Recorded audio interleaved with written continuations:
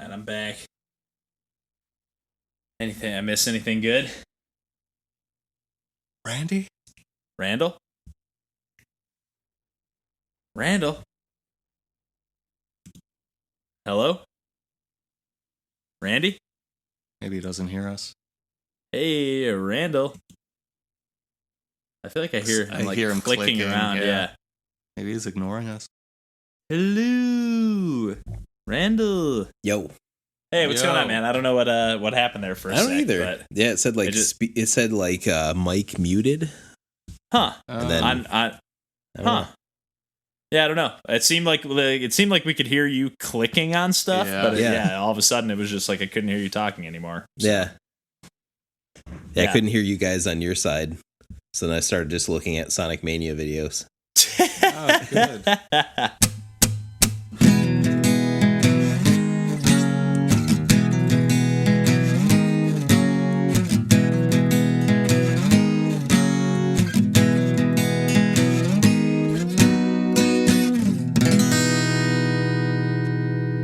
Hey, how's it going, everybody? Welcome to Pursuing Pixels. This is episode 4, and my name's Kevin Portelli. I'm also here with my co-hosts Randall Nolery. Howdy, howdy.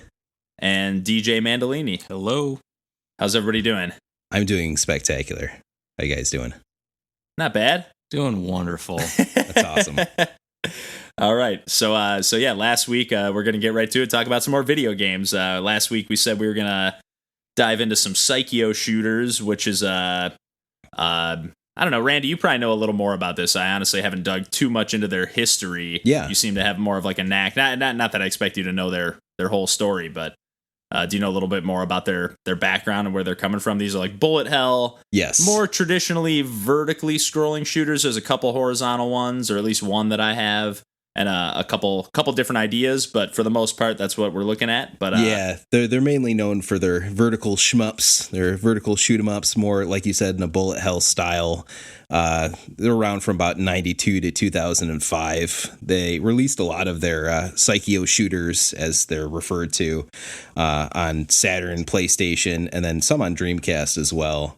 And yeah, they've just kind of got a reputation for this sub-genre style of shmup that they've created. A lot of their shooters are similar, but in a good way. They kind of found a format that worked for them, and it's this just satisfying vertical scrolling shmup. A common theme is being able to select from different ships or characters that might have some different properties, but then otherwise, like, a lot of the items you select will look the same in different games. A lot of the graphical style will be very similar from game to game.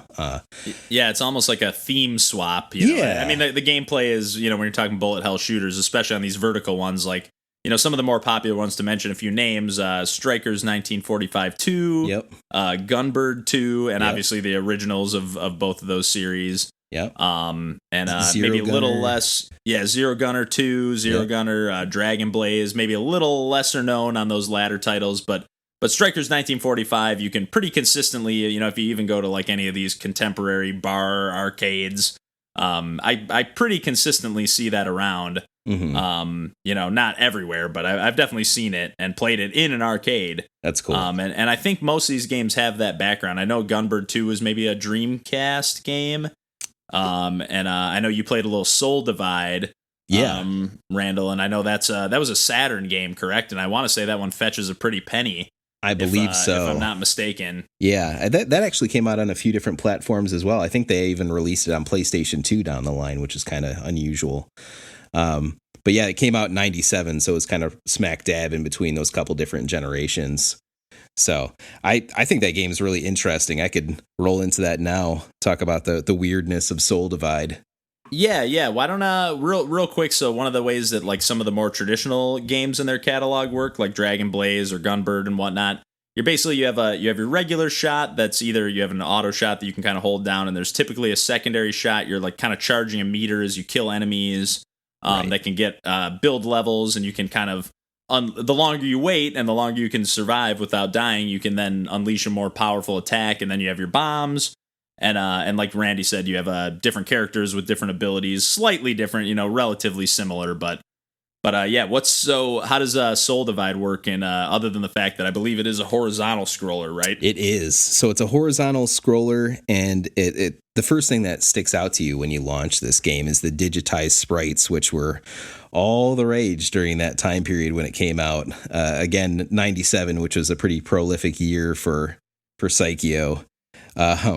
But when you say digitized sprites, I'm not sure. I've seen a couple screenshots, but it's been a little while. Like, are you talking like Mortal Kombat kind of style? Think Mortal Kombat, think Donkey Kong Country. It's totally in that vein of that just like computer generated sprite style that was very popular in the like late mid 90s, if that makes sense. That kind of time. Yeah, it's period. It almost looks like just like a super compressed GIF or something. They look really shitty.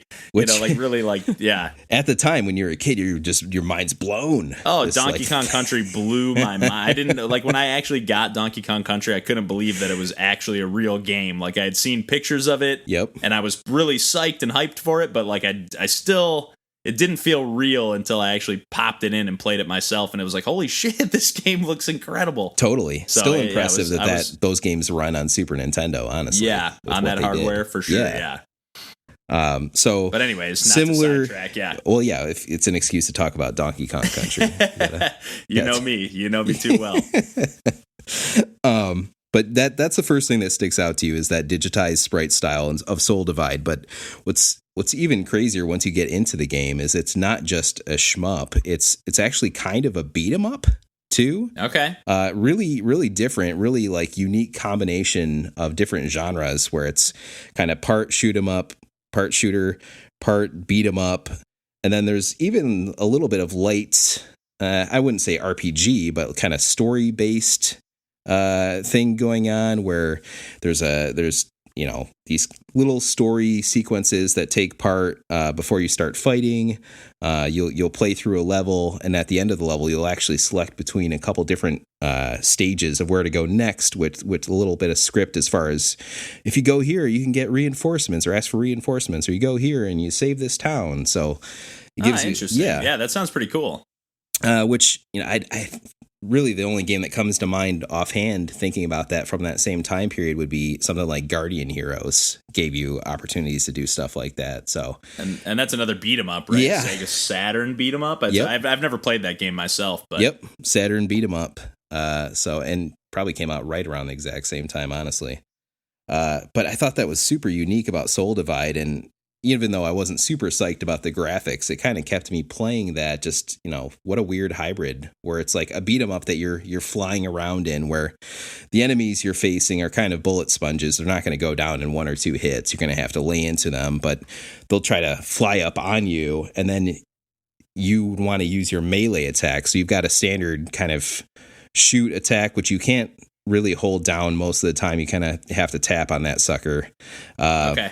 But otherwise, if they come up close, I kind of like that, to be honest. Like, I like the satisfying feeling of like, I mean, tactile. and it doesn't keep me playing for like hours on end, just like bashing my head against the wall. And these games are hard, obviously. Oh yes. I can't speak for Soul Divide myself, but no, it's hard too. They're bullet hell for a reason. I mean, even setting, they have multiple difficulty settings on all these games, and yep, most of them, even on normal, easy, even very easy. I mean, I'm kind of setting it on the standard. You can change it to as many continues as you want. Change the controls. These games have a ton of settings that you can tweak. Yeah, I guess we should say we've been playing them on Switch too, which I don't know if the settings are in all of the versions, but the Switch versions that we got have all these different cool settings you can tweak as you're getting going. And any of the vertical scrolling games will allow you to use the Tate mode, which will allow you to turn your Switch sideways and play the game with the UI kind of compressed into that vertical orientation. Yes, which I did get to do with the flip grip, and that was fun on some other games. That doesn't work for Soul Divide, but it did work for Strikers 1945 2 and some of the other games I tried out, which is very cool. So you've played some Strikers 1945 2 as well? Because that's probably, I would say that and Gunbird 2 are like their more popular, probably their two most popular titles, or most recognizable maybe is the better way to put that. Yeah, and going in, I'm not the biggest just war aesthetic fan. Those type of games don't immediately pull me in, like say the fantasy aesthetic that Psikyo does use for a lot of their other games, including Soul I lean Divide. toward, or like Dragon Blaze, Yep. or even a little bit of Tenge, which we didn't mention. Yep. Or Tengai, I'm not sure how you pronounce that, but that's another horizontally scrolling one that actually also had some options. Like we got to one level, DJ and I were playing a little bit earlier, and had a level where it was like, do you want to barge in through the front door, or do you want to like sneak in through the back way? Which I believe was just a level choice. I don't think it had the ramifications like you were talking about in Soul Divide, where it's like, go this way and free the town, or go this way and get an upgrade, or Still whatever cool, it was. But yeah, it's still like an idea to keep the game fresh. And another thing that they do that's really cool is like the first 4 levels of these games are typically randomized. I don't know if it's the same in Soul Divide, but and they will scale in difficulty. So like if you, whatever order you get them in, the first level is going to be the easiest. The second level, it just builds on top of that. Right. But it doesn't have that stale of like, okay, I have this first level memorized. Right. It keeps it feeling kind of fresh, and it keeps you on your toes a little bit, despite being, these games are repetitive. And if you're not someone who likes chasing high scores or that kind of stuff, which unfortunately there's no online leaderboards in any of these games. Right. But it does have local leaderboards and stuff. But if you're not somebody that enjoys, just the challenge for challenge sake, these games might not be for you. But they're old school shmups, and that's you kind of know what you're getting into with that, and that's why I enjoy them. I'm certainly a sucker for these type of games. But yeah, Strikers 1945 2 it's good. Like, it sucked me in despite its aesthetic style. So I was like happy to play that. It's got 6 different ships to choose from. They all kind of feel different. They've got fun names like Flying Pancake and Mosquito. So that's always a bonus. Those were DJ's first 2 choices, I think. Or maybe I was the Mosquito, but you definitely went for that Pancake first and foremost, which is probably my favorite ship in the game. Yeah, I like both of those ships quite a bit. But I found myself playing that one a lot. Yeah. DJ, I'm curious to hear what you think in regards. So DJ and I kind of just, I own actually a lot of these games. I went on a kick, like every couple years I get in like a mood where I just like love bullet hell shooters all of a sudden. And like they just were like kind of cranking out these Psikyo games one after another. Every month or two they were putting out 2 or 3 games, and they're only $8 standard price on the eShop. And I just like, again, like they really are a lot of times just like a theme swap. Like Strikers 1945 2 compared to Gunbird 2 is really just like, again, you have more of like a steampunk fantasy kind of vibe in Gunbird, where you have like that World War II kind of vibe in Strikers 1945 2. A little bit of fantastical elements in there, but nothing crazy. Yeah. And then Dragon Blaze is just like full blown Lord of the Rings fantasy, which also has some cool mechanics of like hopping off of, you're riding a dragon and you can hop off and control just your character while your dragon is almost like a melee attack, and on top of that can stay stationary and attack enemies on the right side of the screen while you move around as your human-esque character, I guess human, whatever kind of elf, whatever kind of character you are. Yeah. You can move around independently, so especially when you're playing one player, you can really kind of mow down enemies on both sides of the screen, which is really what a lot of these games are about, like keeping the enemies at bay and killing them before they can, unleash the wave of bullets on you. Keep the hell of bullets off of you as much as possible. Yeah, but I kind of got sidetracked there, but I'm curious what DJ thinks. I bought a bunch of these games, like I said, and I just we plowed through a bunch of them earlier. We played a little bit of a Zero Gunner 2 minus, which I believe the minus is they just added in because there was there's something different from the original. They just couldn't fully get the exact code or something that I read into that. Yeah, it's because they had to rebuild the game practically from scratch. Interesting. Yeah. That's really interesting, because that's definitely one of their more unique titles. That's not either vertically or horizontally scrolling. And it's not a twin stick shooter either, but as you're moving around, the enemies can come in from any direction, and you can kind of hold down a button on the controller, which you can customize. I have it set to X.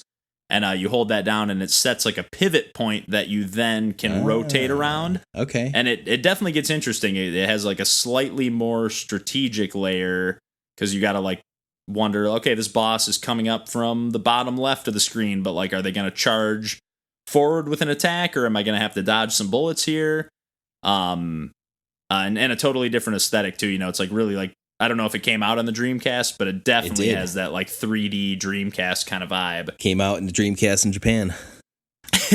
All right. So not in North America. No, unfortunately. Okay. Yeah, I was gonna say I don't think I've seen that, but anyways, I keep getting sidetracked. But DJ, what are your thoughts? Yeah, it's all now about that, me. Now that we've bounced through, like DJ and I played it just a few runs of Strikers 1945, Dragon Blaze, Zero Gunner 2, Gunbird 2, and Tenge. Right? Did we play any other ones?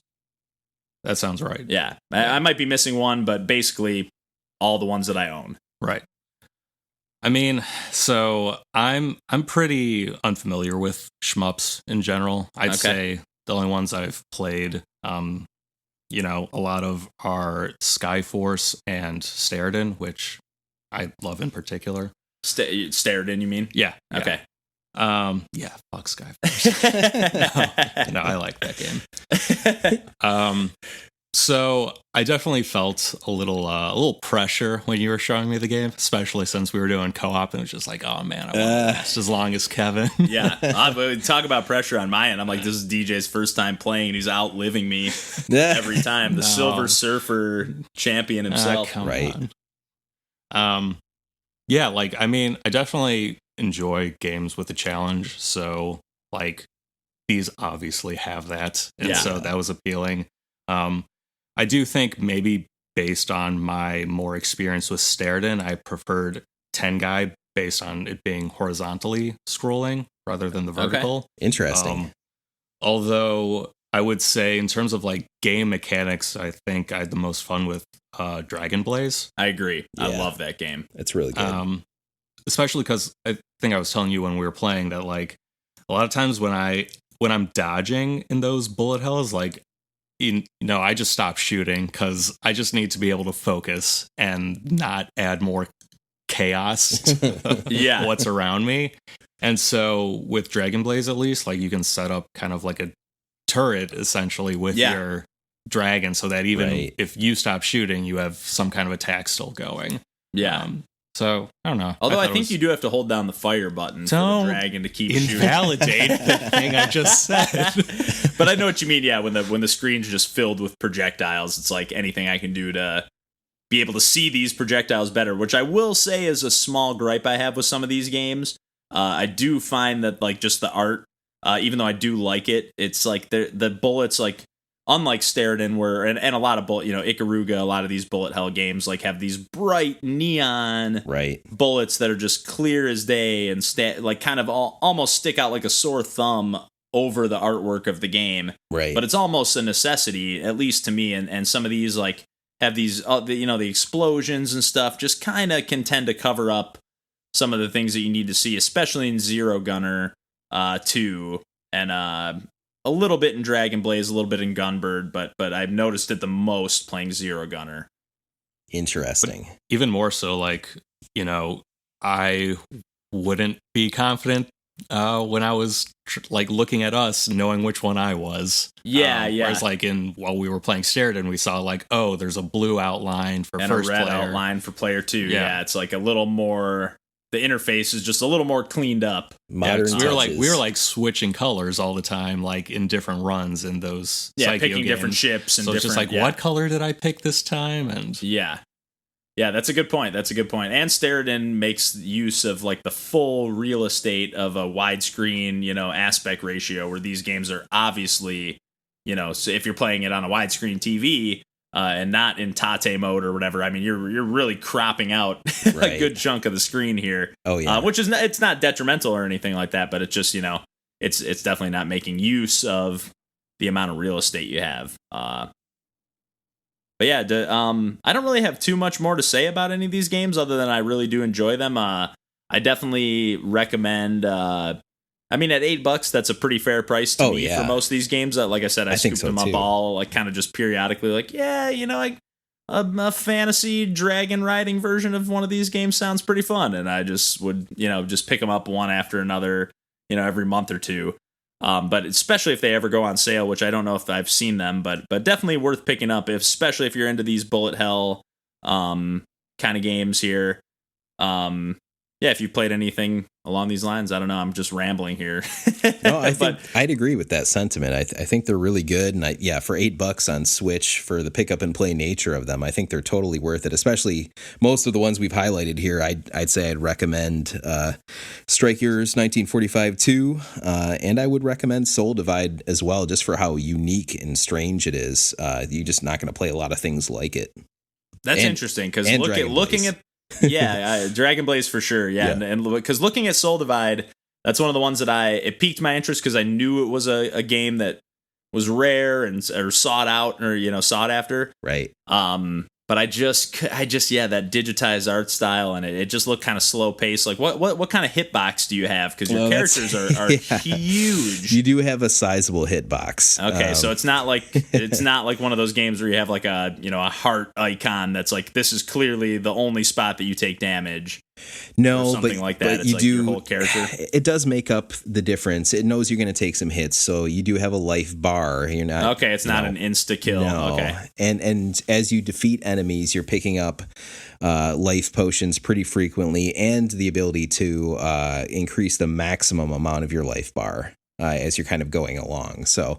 It's a little bit more forgiving that way, knowing some of the gameplay conceits of the size of your character, and it's not nearly as bullet hell-y as the vertical Psycho shooters. Okay, is it a longer game? Like, is it because most of these games are like 7 or 8 levels? It seems like. Do you have any kind of sense of how many levels there are? Or I don't know. I always end up getting killed. Like, my runs I don't think have ever gone longer than 15 minutes, seemingly. I mean.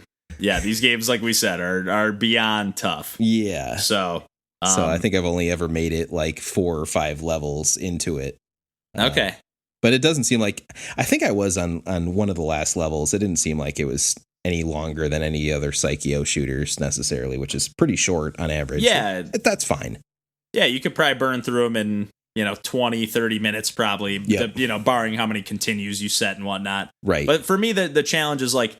I like the idea of like the stock settings. I think give you 2 continues, so you get like 3 full sets of lives. Yep. And my goal is just to kind of like chip away at them until I can. I probably never will beat any of these games, but like it's fun to just pretend or dream. Yes. Like, hey, if I just keep playing, if I keep chipping away, maybe I'll beat this one day. And I just set it on either the normal. Some of the games have arcade difficulty, so if that's an option, obviously I just choose that. And that's to me the way that I enjoy playing them. But you can, like I said, crank up the continues to infinite and just be like, I just want to see the whole game, because sometimes it's just cool to see all the graphical details and the art and whatnot. Definitely.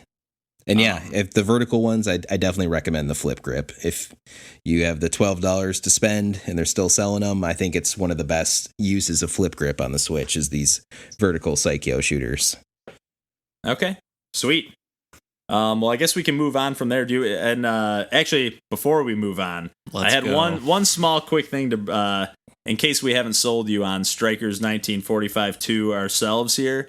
I just wanted to take a minute to read the description off of the Nintendo eShop. I don't know if you guys, you've read that, Randy. No, this is gonna be good. But I read it last night, and I got a pretty good kick out of it. Oh boy. So. Psikyo is coming back now. Strikers 1945 2 for Nintendo Switch, the sequel to Strikers 1945. It's now on sale for Nintendo Switch. If you went to a video oh Jesus, I can't even talk. If you went to a video arcade, you might know a certain name. The name is Psikyo. The Psikyo made an awful disaster that called Psikyo bullets. Oh boy. Many players felt an indignation about speedy bullets from enemies and they cried at the end. However, they were attracted to the magical power of Psikyo bullets before they know. Psikyo's games were named Psikyo Shooting by big fans, and Psikyo Shooting is divided as different game genre or not. Strikers 1945 2. This is also one of the famous works of Psikyo Shooting. Psikyo is the best choice when you really want to enjoy shooting game. The best. The player who wants to play shooting game from the bottom of heart, please do play Strikers 1945 2 in all caps. They're selling hard there at the end. So if you were on the fence, if you didn't know you loved bullet hell games yet, I think you love them now. Wow. But it's just there's so many of these games on the eShop that just are clearly just slap it in Google Translate. Oh, yeah. And Yeah. just throw it on the eShop. Who gives a fuck? It's what They we didn't need deserve. English translator for that. Yeah. But I guess that just goes to prove the point that these games speak for themselves. Oh, yeah. You don't.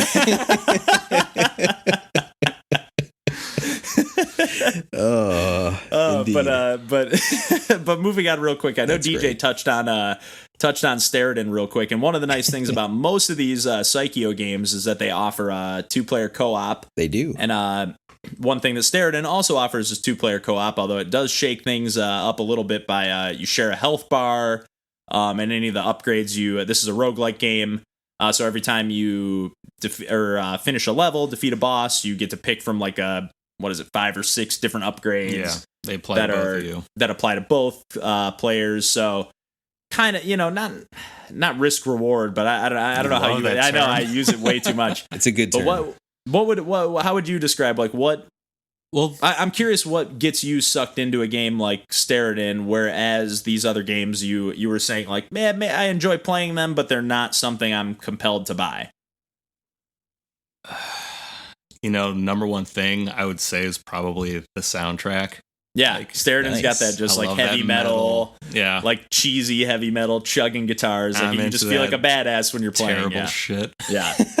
I would never listen to it outside of the context of the game, but I enjoy it while playing. Like it gets me amped up to play the game. Yeah, Makes sense. And plus, it is a roguelike, so no run is going to be the same. Like I know there's variety with the Psikyo games. Yeah. Because could be you're doing this level first instead of this level, but It's a little bit more fabricated variety than it is just like straight up every time this is different. Yeah.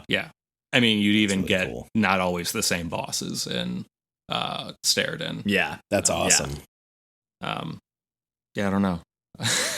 Yeah. I mean, I guess, I mean, it does have some nice, like, modern quality of life improvements. And again, like I mentioned before, it takes, like, full advantage of, like, the full wide screen, aspect ratio. The pixel art's real nice and detailed. It's a little bit, Everything pops out a little more in those. The bullets, like we mentioned too, I'm a little bit, I would say, like, one of the things that the Psikyo games stand out as being better at, even though they're the graphics and whatnot are a little more dated, they're a little more original or more detailed or more creative. Like the Steredenn enemies are like really, they all look the same. They don't really look different. Like, I mean, you can tell, oh, this is the one that shoots out the lasers, or this is the one that shoots out this, but they're really not too inventive with their artistic choices. That's true. I think it's when you get into the multiple loops and you're dealing with so many of those at once where it kind of matters more. But I will say what I think Steredenn does well is the fact that there are so many different kinds of weapons you can acquire. Whereas as opposed to just powering games, up you just power up the same weapon. Yeah, That is cool. Yeah, that's a good Better point. variety. Yeah, actually having a lot of different weapons to choose from, and kind of in turn different strategies to choose from. And I guess you have that a little bit in picking different characters in some of these other games, but and at least, not to the depth. Well, at least with Steredenn, they tell you what the differences are between the ships before you start the run. Oh, yeah, that is a small gripe, although obviously you can just look it up if you need to know. But yeah, they'll like each of the different ships I you don't can like pick. to read. Find out on the fly, man. Start shooting that ship, see what happens. No, but it is nice how they have like all the different ships in Steredenn do feel pretty significantly different. That's cool. Which is something that maybe I wouldn't quite say for the Psikyo games that I've put any significant time into. They feel different enough, but definitely not to the point of like, oh, I beat it with this character, or I'm definitely going to want to experience the game with this character. Where like Steredenn later in the game, when you get far enough, you unlock a character that almost turns the game to me into like a tower defense game. Not exactly, but you're exclusively getting bot weapons, which are almost like mini turrets, I guess, that you fire off. That you, when you're playing as this ship, you can use those as a shield. That if you're within like a certain radius of them, they don't take any damage, so you can kind of like hunker down behind them and like place them perfectly to, it changes up the way you play the game entirely. That's cool. Which is obviously something that some of these older arcade games don't offer. But yeah, Steredenn, I know we've mentioned it on a few previous podcasts, and I just wanted to touch on it real quick because I know it's a game that DJ and I have put a good amount of time into. DJ's beaten it. I, of course, have not. But I know give up on games, Kevin. Not even give up per se, but I'm just like, okay, I'm like beating my head against the wall at this point. And like I can commit to beating it, but I'd rather just move on to something that's fun as opposed to like something that's just pulling my hair out. Well, no, it's a fun game, but like not after I've played 15, 25 hours of just losing. Fair enough. But no, it is really fun and definitely recommend it if you're into the Psikyo games or if you're into any of these other bullet hell shooters, Ikaruga, anything of the like. If you're into metal. Yeah, I was Steredenn Binary Stars in particular is the name of like the patched version with a bunch of new enemy types or new upgrades, weapons, and all that stuff. But definitely worth checking out. Daily runs too. Yeah, daily is run. It daily? Yeah. Wow. Yeah, they have it's just a decided randomly generated seed for that day that everybody can play, but leaderboards and all that stuff, which is nice and something that unfortunately the Psikyo games on the Switch, I don't know if they are on other platforms, but if they are, I can't speak for them, but it's a little bit lacking that they don't have online leaderboards for these games, which is a little bit of a bummer. I think we already mentioned that, but Randall, why don't you talk a little bit about some stuff that you've been playing since we've been gushing a little bit about Steredenn, unless you had anything else to add, DJ? Got nothing. Go on and gush. I'm going to gush. I will. That's what I'm going to do. Because we were the ones gushing. No, time for Randall to gush. Let me break out the gushers because it's time to get into. Oh, God. I'm going to talk some Hydro Thunder.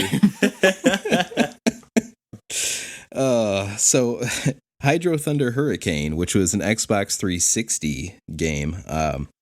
I purchased it because on Xbox One, they just had a huge backwards compatibility sale where I picked up a bunch of different stuff. But Hydro Thunder Hurricane kind of grabbed my attention because I'm like, hey, you know what? I kind of had a lot of fun with those old arcade style racers, back in the day. I played a lot of Cruisin' USA at my Nintendo 64 and, played a lot of those type of games in the arcade too. Still don't own Hydro Thunder yet on Dreamcast, which is unfortunate. I'm going to have to fix that after this because I played a lot of this game. Sorry to interrupt, but is that where the series originated, off of the Dreamcast, or was it an arcade game originally? Started as an arcade, ported to Dreamcast. Definitely had a big following on Dreamcast as well. Yeah. Okay. But yeah, it was during that heyday of the arcade racer.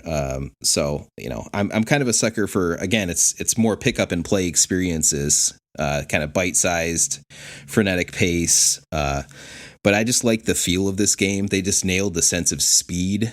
The graphics aren't like amazing. It's a 360 game, but it holds up well enough, especially on Xbox One. Yeah.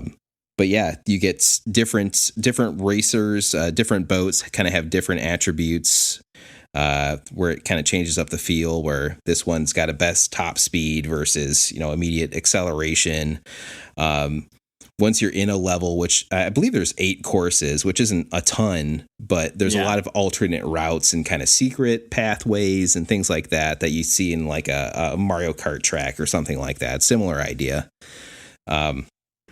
But besides just, your regular gas and brake, they have these turbo boosts throughout the levels that you're trying to kind of pick up so that you go into your turbo boost mode where your boat kind of opens up into this turbo, like opens up its wings, kind of like a Star Wars like X-Wing thing. It goes into turbo mode once you get that turbo boost. And then you're kind of wanting to feather your turbo boost so you can kind of chain together getting turbos as you're going down down this lake or whatever the raceway is, against, I think it's 16 other racers. I didn't play online because it wasn't working for me. But they've got kind of a tournament mode, where you're trying to shoot for number one, overall in these races. But yeah, just like you just get into it where like I find myself like where I'm stopping breathing just because it's getting so intense with the speed that I'm going and trying to make sure I nick that turbo over there in the corner so I can keep my chain of turbo going and keep my speed up. Where it's like, oh man, these games are fun. Like, it's sad that there aren't more arcade racers anymore, but you know, I really found myself enjoying it, and I do think I'm going to go back and continue to play it. Yeah, that's a rare feeling of like, I don't know. There's not that many racing games that really capture that sense of speed. No, truly, you know what I mean. Like, so to actually feel like you're on the edge of your seat and and holding your breath. Yeah, as you either go for like an extra turbo boost or make like a super sharp corner or whatever. Yeah, that's I don't know, a valued experience. I'm not a super huge fan of racing games, but I definitely, when I find a good one, I can get sucked into it big time. So, and that's my thing too. Like, I'm not a traditional racer guy. Like, I really don't put any time into any of the Forzas or Gran Turismos or any of that. But when it comes to arcade racers, it just kind of like pulls me in. I'm like, oh, this is sweet. And then there's kind of the old school get through all the rings in the course mode, or there's a bunch of like explosive barrels you have to look out for. So yeah, there's just a lot going on in that game, and it was like $7 or $8 on sale. So totally worth it to me. Nice. And that was, you said it was a 360 game that's backwards compatible on the Xbox One? Yeah. Yep. Awesome. That I was able to spy digitally.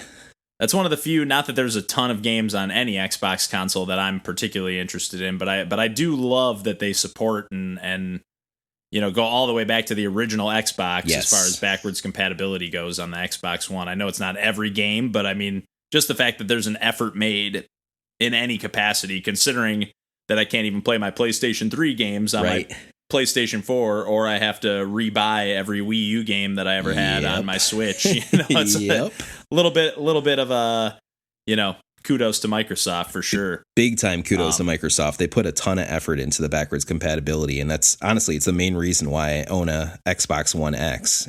I just use it for the backwards compatibility in large part. I've considered getting one a few times, but I only have a handful of either. I don't even know if I still have them. I might have even gotten rid of them, but I had a handful of, at some point in time, of Xbox and 360 games. Just knowing that, like, I want to play these eventually. I know they're only available on these consoles, and I picked them up, like Panzer Dragoon, Orta, or back in the day, some of the original like Mass Effect stuff. Those games will work in your Xbox. If you bought an Xbox One, they would work.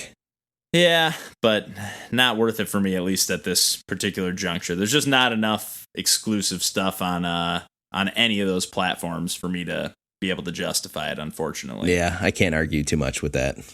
Yeah.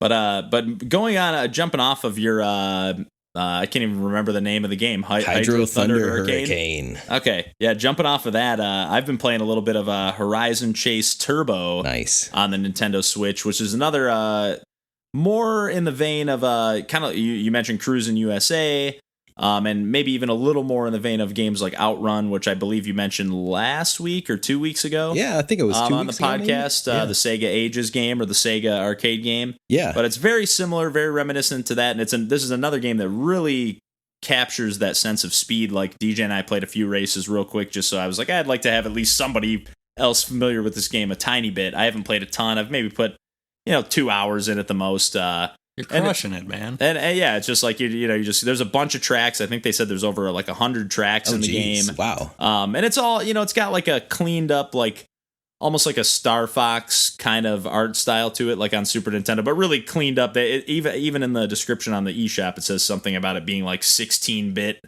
enhanced. It's way cleaner than that. I mean, it looks like a Unity engine game. Right. With like, cell shaded or really clean like polygons, but it looks nice.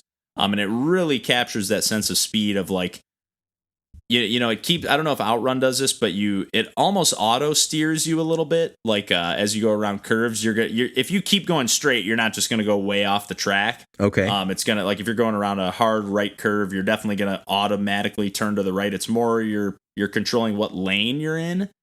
Weaving around the other cars. And there are, like, as you make turns, there's like the big, if you're making a right turn on the left side of the track, there's like the big red arrows that are actually like, signs telling you that there's a right turn coming up. And if you you don't turn quickly enough, you can hit those and you kind of, spin out or flip out a little bit. But it's nothing like hugely detrimental. You get a few nitro boosts. You have to collect, unlike Outrun, it doesn't have that aspect of like the timer that you're trying to outrun. Right. But it does have like it's not anywhere near as like, pulse quickening as that feature, but it just has like you have to collect fuel tanks so you can run out of gas. And in the first, couple of circuits you play, it's not really a factor. But as I've been getting further, it's like you definitely have to at least collect a few of these gas cans to finish the race, or else you're going to run out of gas. Okay. And it has that cool, or at least I think it's a cool feature of like, as you run out of gas, it's not like a hard cut, like, oh, you ran out of gas, it's over. You get to kind of coast and see if you can pick up a couple more gas tanks on the way. Arcadey. So yep. Yeah, it has that like little bit of that thrilling sense, and it is I believe it was originally a mobile game of some kind, and it's I picked this up on sale. It's normally $20 on the eShop at least, and I don't know that I would be happy to have paid that much for it, but I'm happy to have nabbed it on sale. Nice. But it definitely has a little bit of that, not free to play vibe per se, but it's definitely like you got to collect the coins on the tracks and get high scores to then unlock more levels. So it has a little bit of that gating that feels a little unnatural. It's not just like come in the top 3 in this race to unlock the next thing or whatever. It is sometimes, but not always. Right. So there's some small issues in that regard, but yeah, I'm having a lot of fun playing this game, and definitely again, not a wholehearted endorsement, and especially not if you're into racing games, or especially if you're not into racing games. Right. But I'm definitely enjoying what I'm playing and getting a little bit of that fix and finding myself, it's an engaging enough of an experience at that high speed. You got to be on your toes, but it's also, you can totally shut your brain off. You're not paying attention to any story or anything that's going on, really. You can just kind of enjoy the kind of chill soundtrack and there's something to be said for that. Yeah. What are your thoughts, DJ, after playing? We played maybe, 10 races or something like that, maybe 5, not even 10. Yeah, I mean, again, it's just I don't want to fail in front of you, Kevin. It's a theme. No, I mean I've said this many times. I love any game where I get to feel like I'm moving really fast. So yeah, this game definitely gives me that sense, and I don't know, also because like it does kind of make it hard to like get off course. You said it's got auto steering. It kind of lets you continue to be fast, keep that speed up. Like you don't have to be perfect. You don't have to have the tracks memorized to like, oh, I know this hard right turn's coming up, like to make sure that you're not going to hit the wall or lose some speed. Like, yeah, you can pretty much keep the speed up. Yeah, and it feels fair. It's nice. not like Mario Kart, you get a blue shell. I mean, like it. There's the nitro boosts, and that's you beat me fair and square. Yeah, yeah. Finally, I'm better than DJ at a game, but only because I've played it more. So, but yeah, I don't really have too much to say in all reality, but I have been enjoying this game, and definitely if you're somebody who likes a good arcade racer, I definitely give it an endorsement. It's cool that these games are available again. Hopefully, it continues to be a thing. Yeah, I know we've talked a little bit about how like some of these roguelike games have like some of that arcade feel to them. Yeah. But again, with the Switch and any console for that matter, they're pretty quick you can just fire them up and get a game going within a minute. Absolutely. So you can really, if you just have a few minutes to kill, you can really get something going.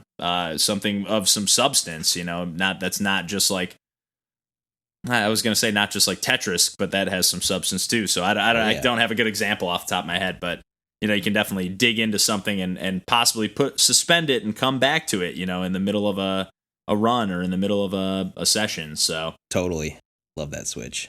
So one of the things that I forgot to mention too, real quickly, while talking about Horizon Chase Turbo, is that it has up to 4 players. Unfortunately, not online, but it does have like a multiplayer element to it, which again for these racing games is a lot of fun and can add some longevity to a game that's otherwise a little bit repetitive, in all honesty. But can definitely, I don't know, it can bring the game to a level beyond just like the time waster that, I'm going to play 3 races and kill 20 minutes. It can elevate it to the next level of like, this is a really fun game I like playing with my friends. So that's why people play Mario Kart, honestly. It's like, yeah, exactly. So jumping off of that, DJ and I and actually our buddy John, who hopefully will get on this podcast at some point in time, and I believe Randall and you've played this with Tina, if I'm not mistaken. I played this with my buddy Steve. Oh, okay, nice. Yeah. Nice.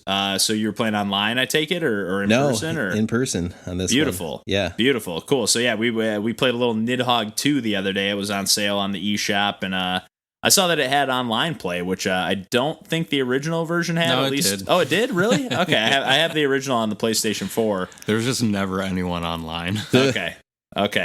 But yeah, I decided to give this one a try. You know, I was initially, I will say, a little bit put off by the art style. Same. I don't even necessarily not like it, but I just like that kind of like a original kind of Atari look to the first just a game. Clean. Yeah, and it just doesn't look too big. The new one just looks a little too busy and a little too like gross out, garbage pail kids.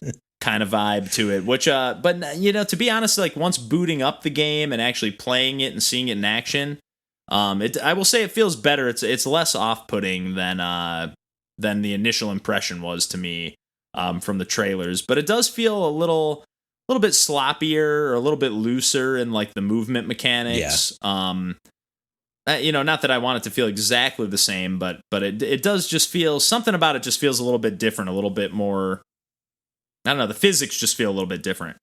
But it adds a few new weapons into the mix. I in the original, is it correct that you just have the kind of fencing sword? Is that correct? Yeah. So this game adds in a bow and arrow, which is the biggest change to the mix. Oh yeah. You can also set it to where you would spawn with no weapon at all, or there's a dagger or a sort of like broadsword. That instead of allowing you to set your, the fencing sword, what are those called? A lance or something like that? I forget what a fencing sword is called. But you can set it. It just feels so clumsy. Yeah. The fencing sword.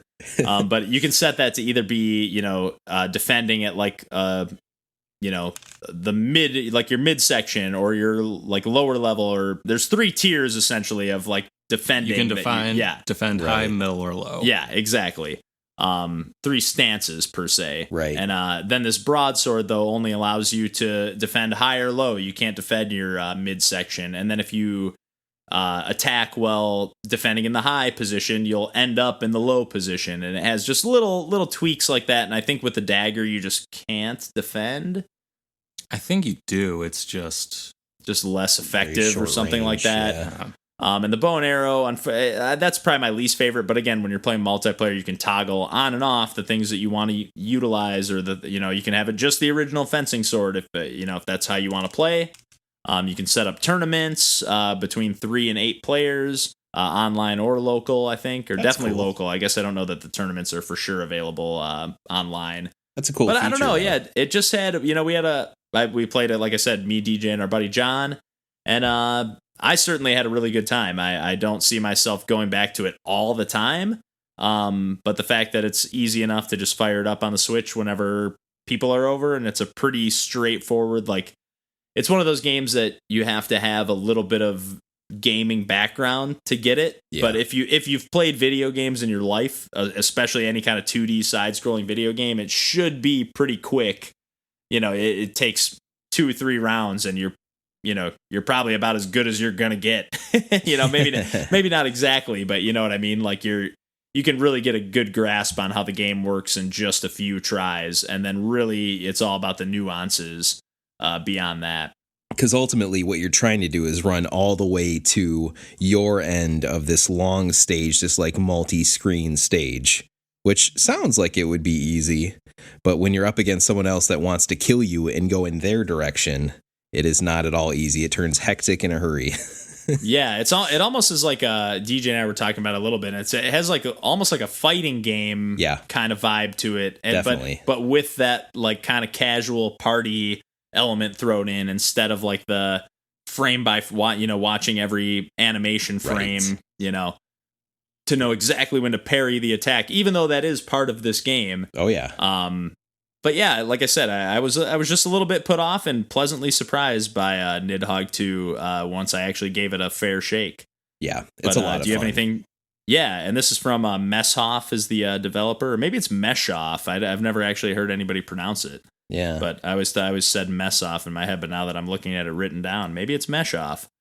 But anyways, do you have any thoughts to add to this one, DJ? I mean, I like any game that gives me as many options possible as I'd like. I mean, so the fact that we get to determine what weapons we start with, etc., like I really appreciate little touches like that. Yeah, especially when it's like a competitive game. Like I would love it if in Mario Kart, if you could just say, turn off the blue shells when I'm playing, Right. I would love those kind of settings to be an option. So yeah, I couldn't agree more. Yeah, I mean, it just very similar gameplay wise to the first one, plus a few new weapons. And yeah, just a little more polish, I guess.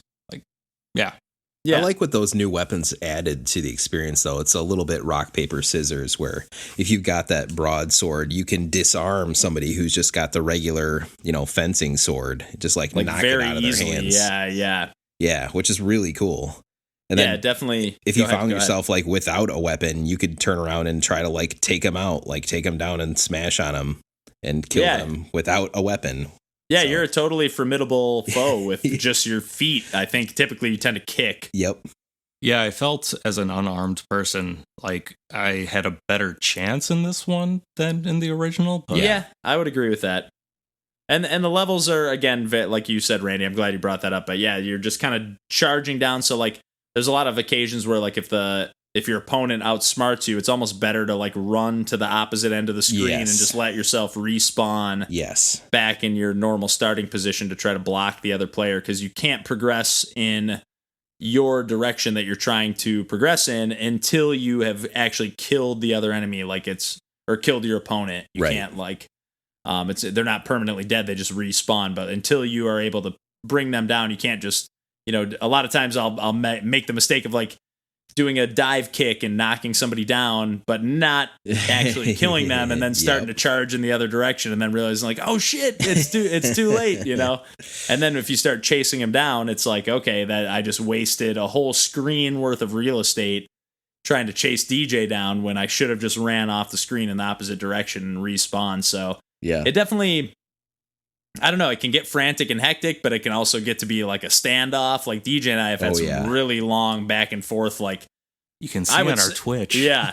I would like 15, 20-minute long games, like, that maybe not quite that long, but that long. A good at least 10 minutes of back and forth, just like this, who's going to win? Like you start sweating. It's intense. This game definitely brings that like gripping the controller a little tighter, and I don't know. It's just a really fun game. Really, even though I just said we had some longer matches, but it's a really quick, like drop in, drop out, pass the controller around.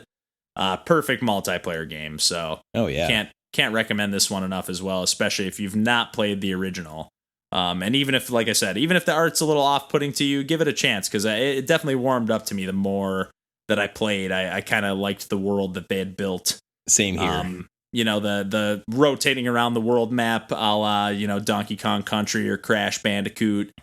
I don't know. It just it was very well designed, despite not being the way I would have personally designed it. I mean, the competitiveness in this game is so high that you almost don't even notice. It wouldn't matter what it looked like, Exactly. It could look like anything. It could be just rectangles with a sword sticking out of it, and there would be. Yeah. If it played the same, it would be just as great of a game. So,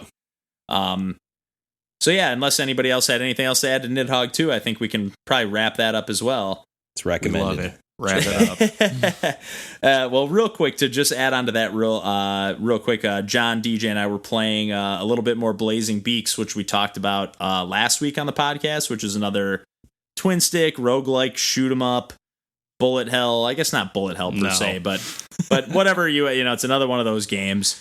But we did play, there's a tournament mode, which is a multiplayer mode for up to 4 players. And I think we mistakenly said in the previous podcast that you could play the regular game up to 4 players. It does appear that you can only play 2 players when you're playing, when you're playing through the story mode or the campaign, you can only play 2 players. But for tournament mode, you can play up to 4 players, which is basically just like a death match, or there's a few different game modes. One of which, we played a couple of the standard ones, and we were like, this is okay, it's kind of fun.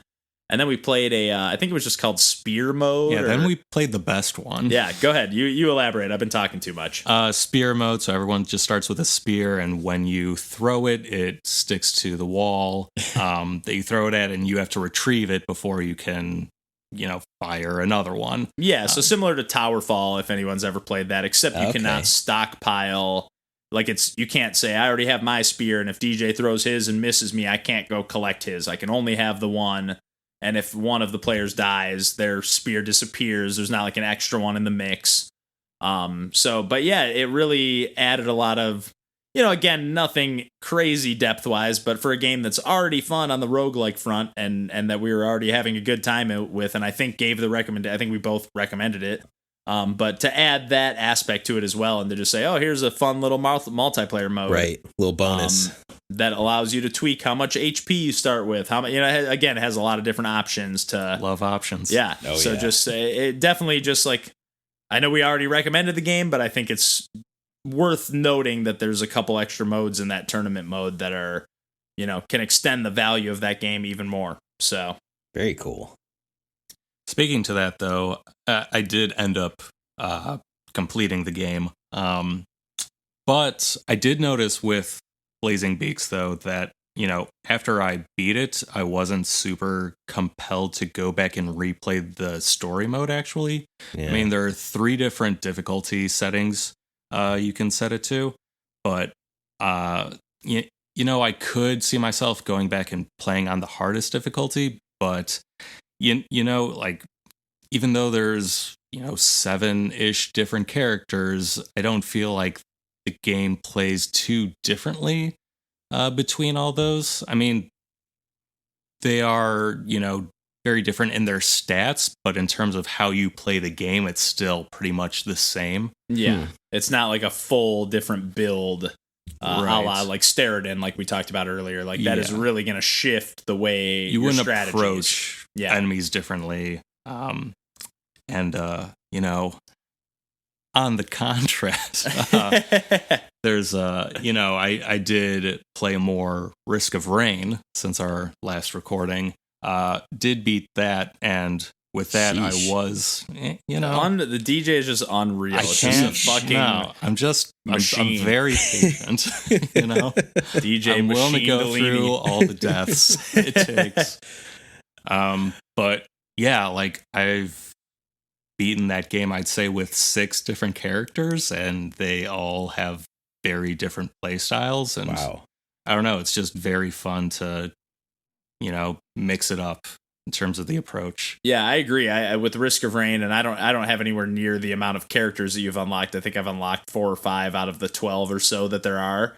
And I mean, like, legitimately, it's to the point where, like, if they really focused on any one of these character designs, like, of the ones I've played, I feel like you could really flesh out a full game based around each of these characters' mechanics. Yeah. If they honed it in maybe a little bit tighter, because it is like a little bit vague, but like, you have characters that have dodge rolls and, that they're immune to attacks for a minute, or you have characters that are really defensive, or you have characters that set up turrets and have like heat-seeking missile attacks, and just there's just a whole ton of variety between each character. And again, like, I don't think any element of the game overly suits any one specific build or anything like that, and it doesn't. That's cool. Nothing particularly makes the game shine in any way, or like there's no like one thing that all of a sudden I'm like, oh, this is what this game's all about. But like the fact that you're able to experiment so much with all these different mechanics and all these different play styles and try to figure out how to like min-max these runs and whatnot really is compelling to me about this game, even though it's not, it's a 2D side-scrolling platformer, but the platforming doesn't feel particularly great, or it doesn't feel bad, but it just doesn't feel fluid and smooth. It doesn't do anything particularly amazing, but it just has so much variety and so much thought put into what it does that I don't know. I think I still find myself drawn to keep playing it. Yeah, and it's really about once you get to that point where you've accumulated so many items where you're just a powerhouse and you've got swarms of enemies coming at you and you're just laying waste to them. And you got all that gold coming in. It's yeah, it's like that very power gratifying. Yeah, it's like that power fantasy. And these are items that, again, I think we mentioned before, but it's unlike Dead Cells or unlike Rogue Legacy, which I think we're going to talk about in a little bit here. But it doesn't have that factor of like you're upgrading your overall skill tree. You're just kind of getting better at the game. I don't know you can unlock more items to be available to you in your run, but you yourself as a character don't become more powerful. It's interesting. The more you play. Yeah, and it's all about grabbing these items per run, per se. Right. It's not like, oh, you got to get the blueprint for this, to then it's more like you have to complete an achievement that will then make a new item available when you're playing runs of the game. And one thing it does that I appreciate is it lists how, like, what the achievement is instead of you kind of stumbling upon it. Like, it kind of lists the ways to unlock even all for the characters. Yeah. Unlike Enter the Gungeon, where you're just like, what the fuck? There's secret characters in this on the game? wiki. Yeah. I'm kind of a big proponent for just, or a big supporter of just saying, if it's a roguelike game and I'm hitting a wall or just not getting it, just look up the wiki, because it will steer you in the right direction. I mean, as soon as I kind of get a vague idea of what I'm looking for or get an answer, like, I don't keep looking. I don't want to know everything about it, because that is sometimes part of the fun of these games, is poking at them and seeing what happens when you're like, what was that? That thing kind of looked shiny there for a second. Maybe if I fall down this pit, like in Moonlighter, like every now and then you see a little sparkle in a pit and you're like, what's that all about? And you'll jump down there and there's like a little secret down there. So like stuff cool. Like that is definitely what makes these games compelling to keep coming back to, because you keep doing kind of the same thing over and over again, but it'll still subvert your expectations every once in a while. And that's something that I find really compelling with a lot of these games. And Risk of Rain just having so much variety in the playstyle is just, I feel like I got kind of sidetracked there, but I really am enjoying this game, and probably, I don't know if I'll ever beat it, but I'm definitely going to continue to play it. So yeah, it's weird. I think we, for whatever reason, didn't have the best first experience with it. Yeah, I really bounced off. Yeah, but yeah, like, I'm excited for the second one now. And yeah, Risk of Rain 2 looks really cool and really different as well. So definitely curious to see how the same general gameplay loop applies to a third-person shooter. Yeah. So definitely curious to see what that's all about. But and definitely excited to get Deadbolt, the other game that they made. Yeah, Hapu Games is how you... Was that before Risk of Rain, or was that... That was after, I think. I actually don't know. Okay. I can't say definitively. Guess. DJ can look it up in the meantime, but I guess... yeah, right. You have not played any, right, Randy? No, but I'm kind of curious from DJ. You said you beat it 6 times. What's the average run on beating Risk of Rain for you? Like time wise? Yeah. Oh God, like an hour. Oh, that's not bad. Really that long? Okay, that was just not that bad, but longer than I expected based on the runs I've done. Yeah, I mean, I get to the point where I just, even though the game gets more difficult, the more that time goes on, I do find myself wanting to still get all those items that I can in a level, even if it takes more time. Yep, I'm one of those types too.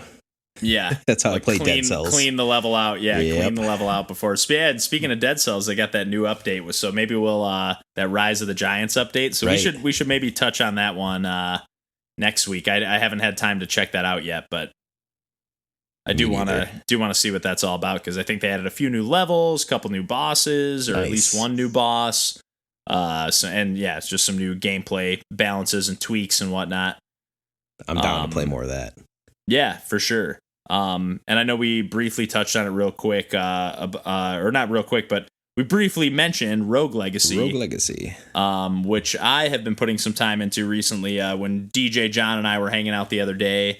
And after we finished playing some Nidhogg, DJ had to get going, and John hung out for a little bit, and he is a big fan of Rogue Legacy. Like, he played it a bunch on Steam, he rebought it on the Switch, he's put in another 15 or 20 hours in on the Switch. Man. And he was just like, I have to play this game again. So, and he and I are not always like, lockstep or in perfect sync as far as interest goes, but my ears perk up whenever anybody mentions a roguelike that they are enjoying. And so, I figured I'd give this one a try. I had an Amazon, I had some Amazon points that I cashed in for an eShop card. Nice. And, Yeah, I've been enjoying myself. I think this game has a unique, a lot of these roguelikes give you different character builds or different characters in general that you can choose from, or different item, skill tree paths, or different items that give you different abilities. And one of the things that's cool about Rogue Legacy is that every time you die, you start as a new, the next successor in the family, the line on the family tree, and you pick between one of three characters that have any number of classes or abilities that you continue to unlock as the game goes on and upgrade. And it does get a little bit Dead Cells-y in that way that you pretty much have to put in some time and gather up some gold and buy upgrades, and before you can really get going in the game and get some of like the double jump and the dash. Yep. And some of the abilities that you end up needing to really, fully experience what the game's mechanics have to offer. And this is like a roguelike, not too far off from Dead Cells, but like a Metroidvania, Castlevania inspired kind of thing. Is that a good way to describe it? Yeah, because there's backtracking involved potentially. Yeah, not necessarily like upgrade paths per se, but you'll definitely get to a room where like, okay, I clearly can't get this item without the dash or without a double jump. But yeah, I don't know. I was a little, I don't know. I've heard a lot of great things about this game. The art style never fully pulled me in, but eventually just kind of had heard enough good things about it from enough people that I tend to agree with what they tend to like, that I decided to pull the trigger. And I've been having a good time so far. I've put about 3 hours in and find myself, even though I wouldn't give it a glowing endorsement at this point, I do find myself on a regular basis when I fire up my Switch looking at it and looking at the thumbnail, and eventually, between that or Horizon Chase Turbo, I'm pretty much alternating between those two games as what I've been picking up and playing for now. But Randy, you've put in some time into this game as well, yeah? Yeah, I played a ton of this when it came out on PS3. Keep in mind, this is an older game, yeah. It's an older game, 2013, so it's one of the first ones in this kind of modern era of these side-scrolling roguelikes that we now have just a gajillion of, which we love. And our pursuing roguelikes podcast here. But this is one of the first ones that I was like, oh, I really like this type of gameplay. So I put a ton of time in it at that time, and I'm a sucker for the skill tree stuff, even though that is kind of iterative, right? And it's kind of a conceit where the first few times you play this game, you're not going to beat it. That's just not how this works. Like Kevin mentioned, wait till DJ plays it. Yeah, well, that's true. Yeah. No, but yeah, we can't all be completely. DJ. Yeah. Don't embarrass me, you guys. Next week, DJ says he beat it. Yeah, I do plan on getting this. He was already like, I think I'm going to buy this game. It's fun. It's like, it's a little bit simpler, but that's totally fine. I actually had an excuse to hook my PS3 back up, and I was like, let me try out Rogue Legacy because I saw Kevin was playing on Switch, and I sat there and played it for another just 20 minutes for a run. I'm like, oh yeah, this game is still a lot of fun. Just has a really fun, simple gameplay loop of hit an enemy, coins pop out, collect the coins, save the coins for later for buying upgrade paths or whatever else, and rinse and repeat. Yeah. So it always feels like, again, like I said, at the very beginning of the game, it feels like you're just kind of playing these sacrificial runs that are just in the sense of like, I just need to collect some coins. But like, as you go on, it's kind of like it's just got a nice balance of like, even when you fuck up a run, you don't necessarily want to break your controller because you're like, well, all right, I collected 1,500 gold or 800 gold. I can maybe upgrade that path or get that new item that I was looking for, or that new sword. Yep. So yeah, it has enough. And I do like the variety of like, again, I think I sort of started forming this thought and never finished it. But like, I like the idea of like, instead of, like in something like Enter the Gungeon, where you're going to pick your character that has this build,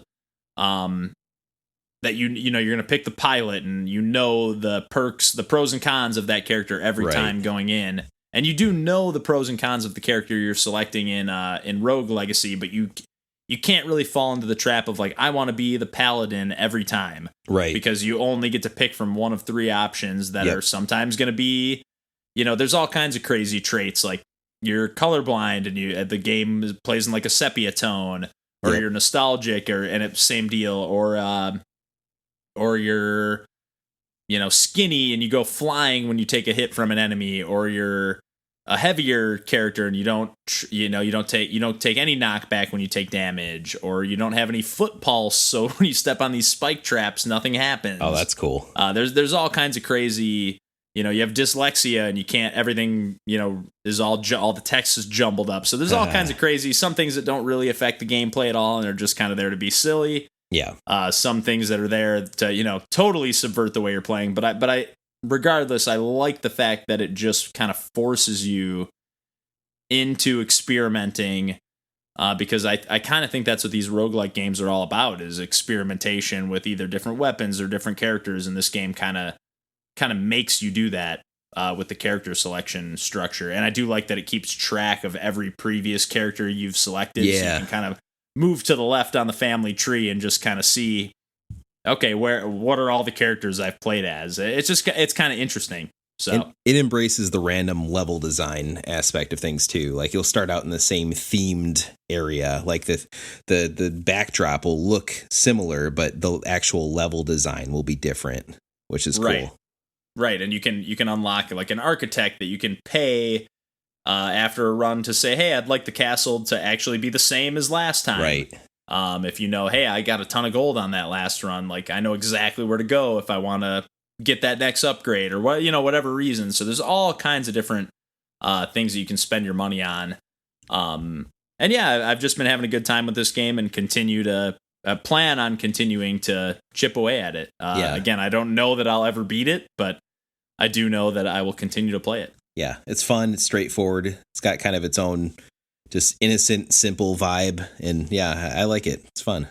Yeah, it could use some improvements. Like for example, we played Hollow Knight last week, and that's something that you can use the right stick to kind of not move the camera around freely, but if you're gonna take a long drop, you can hold down on the right stick and see what's below you. And this game could really use some features like that. Yeah. To just kind of see what you're getting into. But other than that, I mean, it's a well done game that it just has a lot of charm. It's not perfect, but yeah, I'm finding myself drawn to it time and time again. So I feel like I've just barely played it, but I looked at the time on my Switch today and I've played 3 hours already. So that's a good sign. Yeah. So possibly touch on this one in the future, but for now, just enjoying it. I plan on getting it. I'm not crazy about the fact that you have to kind of fail before you can succeed. Yeah. Right? Like I know in a lot of games, you kind of do, but this one, it's almost like mandated. Like you need to get this upgrade or yada yada. It's all like I said before, it's like those sacrificial runs of just like I'm just getting coins. Yeah. I'm not trying to beat bosses, I'm not trying to beat the game. That isn't even on my to-do list right now. I'm just trying to get more powerful so that beating the game becomes an option. Yeah. Which is a little bit of a disappointment when there is stuff like Cave Blazers or other games in this, vague genre that allow you to kind of, there is that randomness per run, but it's not all about like building your character up from scratch. Yeah. With things just from playing the game, it almost like has a little bit of that, like some of these games have a little bit of that like free to play model to a degree. It's like really like you just got to keep playing to be powerful enough to beat the game. Right. So it's a little bit disappointing that element is here a little bit in this game, but I'm kind of thinking like now that I've got a double jump and a dash alone, I already feel like such a more powerful and versatile character. And that applies to all classes and everything. Right. So anything that you do on the main upgrade path is, permanent. So yeah, I don't know. I'm finding myself really enjoying this game. So not that you needed me to recommend it. I feel like this game's been on everyone's radar if you're into these sort of things for quite a while. Oh, yeah. But if it somehow slipped through the cracks, or maybe you didn't have a console or a means of playing it before and you have the means of playing it now, I definitely recommend checking it out. Yeah. Hoping it's still on sale on the PlayStation Store. Yeah, as of this recording, or last time we checked it, I think it was like $5 or $6. Yep. So I feel like definitely it goes worth on that sale price. pretty often. So yeah, definitely worth checking out. And that one's from Cellar Door Games. Yeah. But yeah, that's at least for me, that's all I had to talk about this week. DJ, did you want to talk about four-sided fantasy at all? Sure. While we're on the topic of games on sale. Yeah, games on sale and 2D platformers to have a cheap sort of segue. Yeah. So, Four-Sided Fantasy is a puzzle platformer. Was on sale at the time of this recording for $2 on the PlayStation Store. Discounted from the original $10. But the main gimmick of this game is at any point you can, I'm playing on PlayStation, so you can hold down the R2 button, and if you were to run all the way off screen to the left, you would reappear on the right, kind of like Pac-Man style, like that donut. The looping of the screen or whatever. Or Kid Icarus or something, Yeah. So they set up a bunch of platforming puzzles based around that gimmick. Like, very first puzzle is you're walking right and you encounter a wall that is too high to jump over. You can't jump over it. Yeah, so you have to, hold that ability down, go to the left, and then appear back on the right side of the wall, release the button to go back to normal mode, and keep on going. Oh, that's cool. And you're actually playing as two different characters. And so when one character, when you're using that ability, goes off the screen, it's the other character that reappears. Do they have different abilities, the different characters, or are they virtually the same control-wise? At the beginning, they're the same. It's a girl in a red shirt, a boy in a blue shirt. But later... Sexist, this I know. Lady in red. Oh, boy. But later on, what'll happen is they'll set up the levels so that one character, has gravity as you would expect. The other character, they have gravity in the opposite direction. So you'll kind of have to know how each character is configured when you're trying to switch between them, so you can, best go through the puzzle.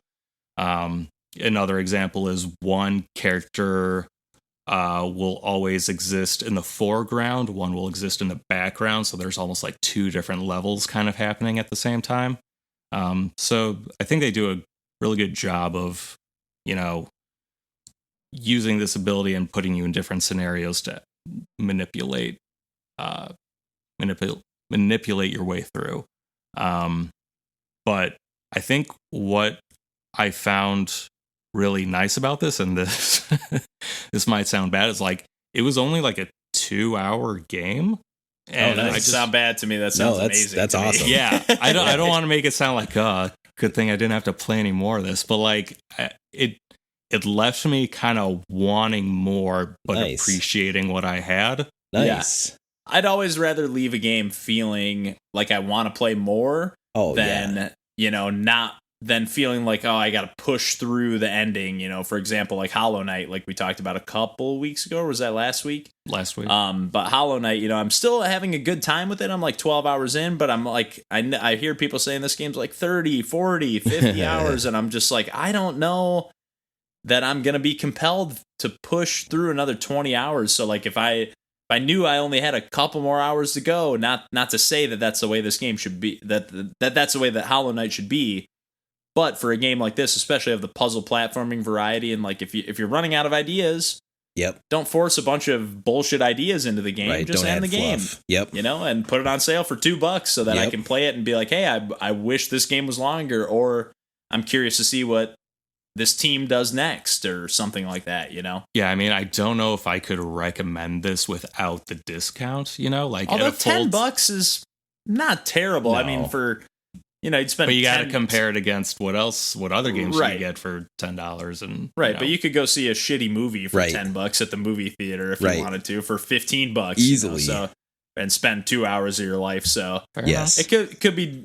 You could spend your money in worse ways, but I agree, for $2 from DJ showed me bumped the microphone there, but DJ showed me the trailer for this game and definitely was instantly just like, oh, this looks pretty cool. Nice. So I haven't played it myself, but definitely looks like, if they're able to kind of just take that core gameplay mechanic and subvert it in enough ways to make it interesting, into it. Yeah. So, Bite-sized how do the mechanics experience. feel as far as the platforming goes? Is it like, is the platforming precise in any way? Like, are you feeling like No. you're really making some tight jumps, or is it more? It's more about figuring puzzle? out how to situate everything. Okay, because in the trailer we watched, it does like, it looks pretty fast paced because obviously they're taking clips of people that are just smoothly solving these puzzles. And it doesn't look like, again, not to always make this comparison, it doesn't look anywhere near like Super Meat Boy levels of precision platforming, but it looked like it had a little bit of that element in the trailer. So you're saying there's not really much of that. It's more No. about using your brain to Yes. to navigate the To kind of like spaces. set up, the platforms, I guess. Yeah, no, I mean that's honestly again more appealing to me because like not that that's a bad thing to have a game that would try to capitalize on both of the like twitchy platforming and puzzle platforming, but I kind of like when they just focus. Like sometimes when I want to play a puzzle platformer, I just want to kind of relax and not exercise those like the dexterity that it takes to play a game like Celeste or like Super Meat Boy. And just kind of like, hey, I want to play a platformer, but I don't want to be on the edge of my seat. I just want to like lay on the couch and passively play this game. So this kind of sounds like the ideal thing for that sort of scenario. Yeah, I mean, like the most frantic it would ever get, and I use that term loosely, is like, if you were able to fall through the bottom part of the screen, reappear through the top, and use that as a means of raising an elevation, and just doing that multiple times in a row. Okay. That's like the most, Twitchy or timing based yeah, it gets. yeah. Okay. But no, overall, it's a very chill game. Nice. Okay. Sounds more in the vein of puzzle platformers like Braid or Limbo or Fez, one of those types. It was compared to Braid in the trailer. So Oh, yeah. Okay. There you go. Braid for idiots. No. God, I haven't played Braid in so long, but I really love that game. Braid's maybe we'll good go stuff. back to that at some point. Yeah. But as far as I'm concerned, that kind of wraps up what I've been playing this week and dipping my toes into. What about you guys? I think that wraps up Yeah. what I've been doing as well. It's a lot of video Okay. games. Yeah, a lot of video games this week. So anyways, usually every week we talk about what game we're going to end up getting around to playing next week, whether it's something in our backlog or something that we want to revisit. And for me, this is going to be something that's in my personal backlog and something that Randy and DJ have played a little bit of and possibly even completed. But I've never been a huge fan of the games in this series. And to just get to the point, we're going to play some Sonic Mania Plus. Oh, yeah. Or is it just Sonic Mania? I don't know what the it's difference Plus is between now, Plus and Mania. I own Sonic Mania Plus. I don't know if the version that's free on PlayStation Plus. Yeah. It's got to be PlayStation Plus, Sonic It's Mania Plus. But yeah, so this game's free currently, or for the month of June on PlayStation Plus, and yeah, it's just I've never been a huge fan. I grew up with Nintendo consoles. Just really like the feel of the physics and platforming in Mario games, particularly Mario 3 and Super Mario World. But the Sonic games, they do a good job of capturing that sense of speed for me, but have never fully nailed the level design. And everything I've heard about Sonic Mania is the exact opposite of that. And it sounds like that potentially for me, I'm kind of holding out hope that this is going to be the game that finally pulls me into the series. It's made by a couple of folks who are, I think, a bigger team, but particularly by a gentleman named Christian Whitehead, who was a big time. He would make like Sonic, I don't know, mods, or maybe you know a little bit more about this, Randall, but he would make levels and mods and stuff for previous games and whatnot. And pretty cool that Sega either reached out to him, maybe he reached out to them, I don't really know, but pretty cool that they ended up just saying, hey, you know what, this guy knows how to make Sonic levels, and we haven't made a good Sonic game in 15 to 20 years. Yeah. So whether you're a fan or not, it seems like even Sonic fans would be willing to admit that there really hasn't been a great Sonic game in a really long time. So up until Sonic Mania. Right. So I'm really curious to dip my toes into this and see if there's enough of like a modern polish lent to this franchise that to me could really use it. Stuff like even Super Mario World, which I've just noticed recently. But as you're playing the game, you can hold down the right trigger or the left trigger on the controller. Or the shoulder button, and have the screen scroll to the right, and you can have it hold there. Scroll to the left and have it hold there, and that's something that a Sonic game would really, really benefit from. So I'm hoping that they take some advantage of the widescreen capabilities of these new consoles, and allow you to kind of see what's coming as opposed to just having to react or in all reality just kind of memorize the levels. So right. I know you guys both have not necessarily gushed about this game, but have given it some solid endorsements, so I'm excited to dip my toes in. I don't know if you guys are looking forward to just getting back to it and revisiting.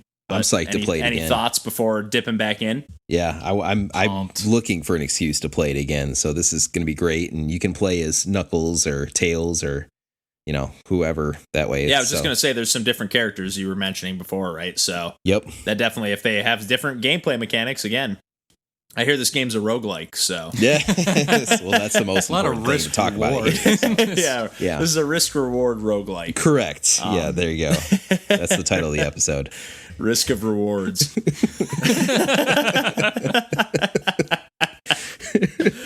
Oh, just shoot me in the head now. I think it's really rewarding when there's a lot of risk involved. And you can kind of overcome that. Yeah. But you just have to balance. Yeah. The mania. God. Just kill me. Anyways. He's the host, everybody. Co-host. But anyways, yeah, unless you guys have anything else to talk about, I think I'm feeling pretty comfortable wrapping it up this week, and looking forward to playing some Sonic Mania Plus next week. Yes, sir. I think we all, and you two in particular, did a great job this week. Yeah, DJ was a little quiet over there, but hopefully I didn't want to ruin it, Oh, jeez. DJ. Well, anyways, I think we can pretty much wrap it up here. Thanks for listening. This has been Pursuing Pixels, and my name's Kevin Portelli. Randall Nolary. See, this is why I don't talk. His name is DJ Mandolini, the non-talk. God, fuck me. DJ, introduce yourself. Say goodbye. Say goodbye. I'm DJ. Goodbye. Randall, say goodbye. Goodbye. I'm Randall. Take care. Goodbye. Take care, everybody. Have a good weekend or week or life. Have a good life.